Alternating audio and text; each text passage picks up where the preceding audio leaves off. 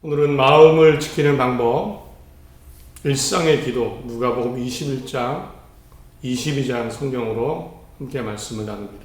사람에게는 몸 육체가 있습니다. 사람의 몸 육체는 사람 그 자체죠. 무엇과도 바꿀 수 없이 중요한 게 우리의 몸입니다. 그러나 사람에게는 몸 육체만 있는 것이 아닙니다. 바로 마음과 생각이 있습니다. 정신이 있습니다. 이 마음과 생각은 사실 사람의 특별함입니다. 특권이기도 합니다. 시편 6편의 다윗은요, 이 사람의 특별함에 대해서 이렇게 하나님께 노래했습니다. 사람이 무엇인데 주께서 그를 생각하시며 사람의 아들이 무엇인데 주께서 그를 돌보십니까? 주께서는 그를 천사보다 조금 못하게 하시고 영광과 존귀의 관을 그에게 씌우셨습니다. 그의 손으로 만드신 모든 것을 주께서는 사람이 다스리게 하시고 모든 것을 그의 발 아래 복종하게 하셨습니다. 천사보다 조금 못하게 영광과 존귀의 관을 씌우시고 모든 것을 다스릴 수 있는 세상의 것이 사람에게 복종하는 분명히 특별함입니다. 결국 이것은 사람의 마음이 있고 생각이 있고 정신이 있어서 하나님을 닮은, 그래서 이런 특별한 존재로 여겨질 수 있는 겁니다. 그래서 결국은요, 사람의 몸이 중요하지만 마음과 생각이 몸을 움직인다고도 할 수 있습니다. 마음과 생각을 통해 발명을 하고 발견을 하고 문화와 과학, 예술을 발전시킵니다. 또 행복하기 위해서 노동을 하고 결혼을 하고 가정을 만들고 자녀를 키우고 내 마음과 생각을 최대한 발휘해서 내 삶이 아름다울 수 있도록, 좋을 수 있도록 그렇게 만들어갑니다. 내 몸과 삶이 행복을 느낄 수 있도록 우리의 마음과 생각을 통해 만들어가는 겁니다. 마음 먹기에 달렸고 생각하기에 나름이다. 이 말이 틀린 말은 아닙니다. 이렇게 사람에게 몸도 중요하지만 그러나 마음과 생각이라는 것 어쩌면 더 중요합니다. 이 생각과 마음을 통해 사람은 특별해지고 자기의 아름다운 삶을, 기쁨의 삶을, 행복의 삶을 만들어 갈 수 있습니다. 그런데 이 마음과 생각, 사람의 특권인데요, 특별함인데요, 또 다른 면이 있습니다. 바로 나쁜 마음도 만들어낸다는 겁니다. 나쁜 생각도 만들 수 있습니다. 나는 물론이고 남에게 해로운 생각, 심지어는 하나님을 거역하고 하나님이 싫어하는 마음과 생각도 만들어낼 수 있습니다. 바울은 자기 마음속에 있었던 이런 나쁜 마음, 악한 마음을 이렇게 표현했습니다. 로마서 7장에 그러므로 내가 한 법을 깨달았노니 곧 선을 행하기를 원하는 나에게 악이 함께 있는 것이로다. 내 속사람으로는 하나님의 법을 즐거워하되 내 지체 속에서 한 다른 법이 내 마음의 법과 싸워 내 지체 속에 있는 죄의 법으로 나를 사로잡는 것을 보는도다. 바울은 자신 마음속에 있었던 나쁜 마음, 나쁜 생각, 이런 것들에 대해서 분명하게 언급합니다. 나는 선을 행하길 원하지만 악이 함께 있고 하나님의 법을 즐거워하지만 그러나 내 속에 죄의 법을 즐거워하고 그런 일들이 일어난다는 겁니다. 실제로 성경에는요, 참 좋은 사람이었는데, 좋은 마음과 생각의 사람이었는데 어떻게 된 것인지 나쁜 마음과 생각을, 그래서 큰 죄를 지은 사람이 있습니다. 대표적으로 좀 전에 읽었죠. 시편 6편. 사람이 무엇이건데 주께서 그를 돌보십니까? 이렇게 정말 하나님을 찬양하고 노래하고 바르게 살던 다윗. 그러나 이 다윗이 나중에 이런 마음을 품습니다. 자신의 부하의 아내를 탐내고 그리고 그 아내를 빼앗기 위해 내가 그 부하를 죽여야 되겠다. 그 마음과 생각을 품고 실제로 그 일을 실행합니다. 하나님이 그렇게 마음에 들어서 왕으로 세운 사람이 다윗인데, 다윗은 그 마음, 그 좋은 마음이 어째서인지 사라지고 육신적인 정욕 가운데 사람을 죽이는 그 마음 생각으로 진짜 살인을 저지르고 맙니다. 우리 마음의 생각의 양면입니다. 좋은 것도 만들어내지만 나쁜 마음도 만들어냅니다. 그래서 무엇보다 오늘 제목입니다. 우리는 마음을 지켜야 됩니다. 몸의 건강도 중요하지만 우리 마음을 지켜야 됩니다. 좋은 생각, 좋은 마음을 만들어내고 그 마음 속에, 그 좋은 생각 속에 살아가야 됩니다. 신명기 4장 9절에 오직 너는 스스로 삼가며 내 마음을 힘써 지키라. 잠언 4장 23절에 모든 지킬 만한 것 중에 더욱 내 마음을 지키라. 생명의 근원이 이에서 남이니라. 지킬 만한 것 중에 마음을 지켜라. 마음을 지키면 몸이 따라가게 돼 있고, 그런 삶 가운데, 선한 삶 가운데 하나님이 함께 하십니다. 오늘 말씀은 마음과 생각을 지키는 것에 관한 겁니다. 매번 실패할 겁니다. 내가 왜 이랬을까? 내가 이 정도밖에 안 되나? 내가 이렇게는 안 하려고 했는데. 그러나 매번 실패해도 우리는 다시 마음을 지키고 선한 마음 생각으로 살아가야 됩니다. 이런 삶 가운데 하나님이 함께 하십니다. 믿습니다. 함께 하실 것입니다. 내 마음을 정리하고 다시 선한 마음, 좋은 마음, 긍정적인 마음, 믿음의 마음으로 돌아와 하나님이 함께 하시는 복된 삶을 또한 이어가시기를 간절히 바랍니다. 오늘 함께 읽은 누가복음 22장에는 가롯인 유다라는 사람이 나옵니다. 예수님의 12제자 중 하나입니다. 가롯 유다입니다. 예수님이 아무나 제자를 뽑지는 않으셨습니다. 괜찮은 사람, 제자가 될 만한 사람을 뽑으셨겠죠. 이 유다도 그런 사람이었습니다.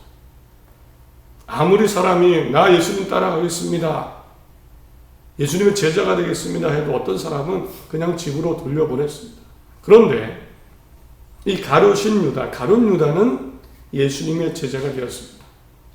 아주 괜찮은 사람이었다는 겁니다. 그러나 이런 유다가 정말 의외의 예상치 못한 일을 저지르게 됩니다. 예수님을 배신한 겁니다. 배반한 겁니다. 단순히 배신이 아니고 그냥 떠나는 것이 아니고 예수님을 팔아버립니다. 돈을 받고 예수님을 팔기로 결심을 하고 실제로 이것을 실행에 옮깁니다. 4절 5절에 이에 유다가 대제사장들과 성전 경비대장들에게 가서 예수를 넘겨줄 방도를 의논하며 그들이 기뻐하여 돈을 주기로 언약하는지라. 아예 계약을 맺었습니다. 내가 예수를 넘겨줄 것이다. 그리고는 돈을 받고 약속을 했습니다. 괜찮은 사람이었는데요. 예수님의 12명의 제자 중 하나. 얼마나 특별함으로 뽑힌 사람입니까? 그 제자 역할을 할 만한 사람이었습니다. 그런데 그땐 그랬는데 지금 이 모습은 예수님을 배신하고 돈을 받고 예수님을 팔아버리는 이런 행동을 저지르고 맙니다. 왜 그랬을까요? 왜 사람들이 전혀 예상치 못한, 상상치도 못한 일을 했을까요? 그 원인을 3절에 이렇게 설명합니다. 12 중에 하나인 가룟이라 부르는 유다에게 사탄이 들어가니. 표현 그대로 하면 사탄이 유다의 마음과 생각 속에 들어갔습니다. 그래서 대제사장들과 경비병들을 찾아갔고 예수님을 어떻게 넘겨줄까 함께 모의를 했고 정말 돈을 받았고 약속까지 했습니다. 실제로 유다는 예수님을 넘길 생각이었습니다. 이런 유다의 비상식적인 행동들은 설명합니다. 유다에게 사탄이 들어갔다. 유다의 마음과 생각 속에 사탄이 들어갔다. 이렇게 설명합니다. 우선은요, 정말 사탄이 영적이 약한 존재가 유다 마음속에 들어갔냐 안 들어갔냐, 이런 생각 이전에, 이런 생각은 말고요, 이런 생각 이전에 정말 분명한 사실 하나는 이거 있습니다. 유다는 악한 사탄이 할 법한 일을 했다는 겁니다. 그런 마음을 품었다는 겁니다. 하나님의 아들이라는 예수님을 배신하자, 그 예수를 돈을 받고 팔아버리자, 이때는 아무도 이런 생각을 못할 때, 사탄이 들어가지 않고는 할 수 없음 그런 전혀 의외의 행동, 유다가 이런 일을 할 사람이 아닌데 그만큼 유다는 정말 예상치 못한, 유다답지 않은 일을 벌인 겁니다. 결국 종합해보면 유다는요, 어찌되었든 자기 마음을 지키지 못했습니다. 자기 마음을 지키지 못했습니다. 앞장 21절에 예수님이 하나님 나라 말씀하시면서 얼마 전입니다. 예수님이 경고하신 내용이 있습니다. 너희는 스스로 조심하라. 그렇지 않으면 방탕함과 술 취함과 생활의 염려로 마음이 둔하여지고 뜻밖의 그날이 덫과 같이 너에게 임하리라. 유다도 방탕함, 어쩌면 생활의 염려, 욕심, 부정적인 생각, 나쁜 생각, 정말 마음이 둔해졌을 겁니다. 그래서 하나님의 말씀도 있고 양심의 울림도, 양심의 그 종이 울리는데, 이러면 안 되라는 그 종이 울리는데도 무시했을 겁니다. 마음이 둔해지고 점점 어두워지고 마치 사탄이 할 법한 행동, 유다는 전혀 그런 사람이 아닙니다. 그 생각으로 이런 일을 하고 말았습니다. 유다는 마음을 지키지 못했습니다. 안타까운 것은 유다는 안 그럴 수 있었습니다. 나중에 가서 유다가 자기 잘못을 깨닫고 뉘우치고 정말 후회합니다. 마태복음 27장 3절에 그때 예수를 판 유다가 그의 정죄됨을 보고 스스로 뉘우쳐 그 은 30을 대제사장들과 장로들에게 도로 갖다 주며 이르되 내가 무죄한 피를 팔고 죄를 범하였도다. 유다는 분명히 얘기합니다. 내가 무죄한 피를 팔고 죄를 범하였도다. 종교재판이 벌어지고 예수님이 사형 선고를 받았습니다. 그때서야 정신이 돌아옵니다. 받은 은돈 30개를 성수에 집어 던지면서 내가 무죄한 피를 팔고 내가 죄를 범하였다. 뼈저리게 후회를 합니다. 내가 이런 사람이 아닌데 내가 이 일을 왜 했을까? 우리도 그런 생각하죠. 내가 그 말 왜 했을까 도대체? 이런 행동을 왜 했을까? 유다는 뼈저리게 후회를 합니다. 그런데 더 안타까운 거, 마음을 끝까지 지키지 못합니다. 그들 유다는요, 또다시 선한 마음 생각을 갖지 못합니다. 자신 스스로 자신의 생명을 끊게 됩니다. 안 그럴 수 있었는데 유다가 결국 한 번이라도 좋은 마음 생각을 가졌더라면, 마음을 지켰더라면, 예수님을 팔지 않았더라면, 예수님을 팔았더라도 뉘우치고 돌아왔더라면, 자신의 실수가 너무 크다고 느꼈어도 다시 돌아왔더라면 유다는 그렇게 죽지 않았을 겁니다.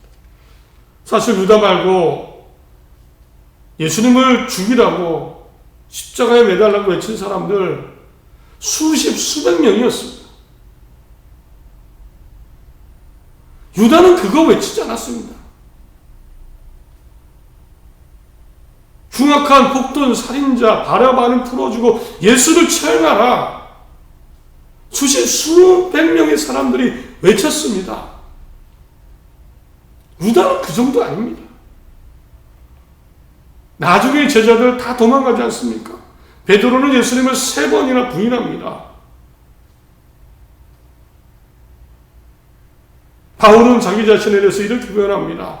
수도 없이 예수님 믿는 사람을 잡아다가 핍박하고 감옥에 가둔 것 스스로 얘기합니다. 나는 죄인 중에 죄수다. 죄인 중에 죄인이고 괴물이다. 실제로 그랬습니다. 유다는 예수님이 죽기를 바라지 않았습니다. 다른 사람이 예수를 못 박으라 할 때도 유다가 더 나쁩니까? 바울이 더 나쁩니까? 예수님을 십자가에 못 박으라 외칠 사람이 더 나쁩니까? 유다가 더 나쁩니까? 유다가 잘못하고 후회하면서 다시 좋은 마음으로 돌아왔더라면, 그 마음을 지켰더라면 그렇게 죽지 않았을 겁니다. 한순간이라도, 언제나 어느 단계라도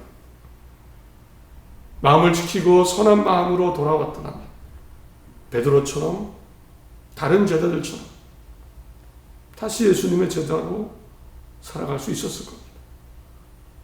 저는 유다의 이런 모습을 보며 유다가 강한 것 같지만 참 약하다는 생각했습니다. 예수님을 배신하고 팔아버릴 정도로 강한 것 같은데, 그러나 그 나쁜 마음 생각에서 벗어나는 것, 그것이 참 힘들 정도로 약했습니다. 사실 우리도 그렇습니다. 우리도 우리 마음 지킬 것 같은데 그렇지 못합니다. 좋은 생각 하자. 선한 생각 하자. 하나님 안에 늘 희망을 두자. 이렇게 마음 먹지만 잘 안 됩니다. 어떤 경우에는 마음의 선함, 좋은 생각 자체 하나로 지켜내는 게 힘이 듭니다. 안 싸우려고 했는데 싸우지요. 화 안 내려고 했는데 화도 냅니다. 걱정하지 않으려고 했는데 걱정이 되고요. 기쁘게 살자. 이왕이면 이래나 저래나 똑같다면 기쁘게 살자. 하나님께 맡기고 살자. 화내지 말고 용서하며 살자. 웃으며 살자 하지만 참 우리는 약합니다. 안 됩니다. 집에서도 웃으며 화목하게, 일터에서도 교회에서도 긍정적으로 이래도 좋고 저래도 좋은데 내가 왜 그랬을까 후회하는 일이 참 많습니다. 이왕 살 거면 긍정적으로 믿음으로 밝게 살 걸, 하나님 말씀대로 선하게 살 걸. 그런데 잘 안 됩니다. 유다가 그랬듯이 우리도 사실 모든 사람이 그렇죠. 마음을 지키는 것, 그것에 대해서 약합니다. 우리는 어떻게 할 수 있을까요? 어떻게 해야 될까요? 예수님도 마음이 힘드실 때가 있으셨습니다. 그때 예수님이 하신 말씀이 있습니다. 마태복음 26장 41절에 시험에 들지 않게 깨어 기도하라. 마음에는 원이도 돼 육신이 약하도다. 오늘 22장 40절에 그곳에 이르러 그들에게 이르시되 유혹에 빠지지 않게 기도하라. 예수님은 기도하셨습니다. 예수님도 온전한 인간으로 오셨기에 마음도 약해지고 유혹도 오고 괴롭고 힘들기도 하셨습니다. 고난과 십자가의 죽음은 온전한 인간으로 오신 예수님이 느끼는 온전한 고통과 어쩌면 두려움이었을 겁니다. 예수님은 그래서 베드로와 야고보, 요한을 데리고 겟세마네 동산으로 가셨습니다. 그리고는 3번이나 똑같은 것으로 기도하셨습니다. 마음을 지키시기 위해, 생각을 지키시기 위해. 예수님은 해야 하실 것을 이미 아셨습니다. 그리고 마음을 지키시기 위해 기도하셨고, 기도를 하시고 당당하게 고난과 십자가의 대속의 죽음의 길을 걸어가셨습니다. 사실 예수님 이때뿐 아니라 시험을 이기고 마음을 지키시려고 사실은 수시로 일상적으로 기도하셨습니다. 경제를 고치시고 사역하시다가도 기도하러 변화산에 올라가시고, 제자들을 떼어놓고 혼자 산에 들어가시고, 박해하는 자를 위해 기도하셨고, 사실은 일상에서 기도하셨습니다. 우리가 알고 있는 주기도문, 사실은요 특별할 때 하는 기도가 아니고요 일상 중에 하는 기도였습니다. 일상 중에. 너희는 이렇게 기도하라. 하늘에 계신 우리 아버지여, 이름이 거룩히 여김을 받으시오며 나라가 임하시오며 뜻이 하늘에서 이루어진 것 같이 땅에서도 이루어지이다. 오늘 우리에게 일용할 양식을 주시옵고 우리가 우리에게 죄 지은 자를 사하여 준 것 같이 우리 죄를 사하여 주시옵고 우리를 시험에 들지 하지 마시옵고 다만 악에서 구하시옵소서. 일용할 양식을 주십시오. 우리 죄를 사하여 주시옵소서. 시험에 들게 하지 마시옵소서. 예수님은 늘상 기도하셨습니다. 그게 주기도문입니다. 예수님 마음을 지키시고 사실 하루하루 순간순간 박해를 당하실 때, 온수를 만났을 때, 일용할 양식이 필요하실 때, 시험이 다가올 때 예수님은 기도하심으로 그 마음과 생각을 지키셨던 겁니다. 물론 우리도 우리가 마음을 지키는 것, 성경을 읽으셔도 되고 말씀을 듣고 은혜 받고 마음을 지키기도 합니다. 그러나 기도의 가장 큰 장점이 있습니다. 바로 그 순간 할 수 있다. 그 순간. 마음이 흔들리는 그 순간. 화가 나는 그 순간. 분노가 일어나는 그 순간. 걱정되는 그 순간. 우울감이 오는 그 순간. 그리고 그 순간 기도할 때 하나님이 역사하신다고 믿습니다. 요한복음 16장 24절에 지금까지 너희가 내 이름으로 아무것도 구하지 아니하였으나 구하라. 그리하면 받으리니 너희 기쁨이 충만하리라. 기도의 장점, 기도의 특권은 이겁니다. 우리는 이 순간 기도할 수 있습니다. 바로 그 순간 기도할 수 있습니다. 그리고 그 순간 하나님의 역사는 시작되는 것입니다. 생각해 보니까요, 제가 어렸을 때 이랬습니다. 어렸을 때, 청소년 시절에 그랬습니다. 늘상 기도했습니다. 늘상 기도했습니다. 그때는 뭐 새벽 기도도 모르고 금요초라도 모릅니다. 가본 적도 없습니다. 그러나 늘상 기도했습니다. 무슨 일을 만나면 친구를 욕했습니다. 걱정이 되면, 겁이 나면, 마음이 힘들면, 소망이 있으면, 바라는 것이 있으면 그 순간 기도했습니다. 그리고 고백하지만 하나님은 알맞게 기도에 정말 응답하셨습니다. 마음을 지키는 방법, 우리 마음대로 안 됩니다. 말씀을 맺습니다. 예수님도 기도하셨습니다. 마음과 생각을 지키셨습니다. 매 순간 일상으로 기도하셨습니다. 그 순간순간, 사건마다. 바울도 기도했죠. 담대할 것 같은 바울도 기도했습니다. 마음속에 선과 악이 싸울 때 선을 위해서 기도했습니다. 우리도 정말 기도해야 됩니다. 교회에 와서만 기도하는 게 아니고요. 집회 가서 어떤 기도 시간이라고 기도하는 게 아니고요. 늘상 기도하는 겁니다. 집에서 기도하는 것, 교회에서 기도하는 것, 세상에서 일할 때, 마트에서 장을 볼 때, 차를 타고 갈 때, 길을 걸어갈 때, 그때 내가 원치 않는 생각 마음에 들면 기도하는 겁니다. 기도하는 겁니다.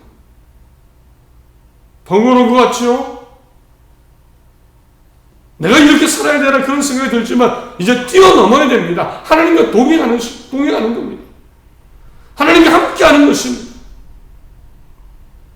이렇게 마음을 우리는 지켜서 선한 마음, 선한 생각으로 선한 행동을 하며 살아야 됩니다.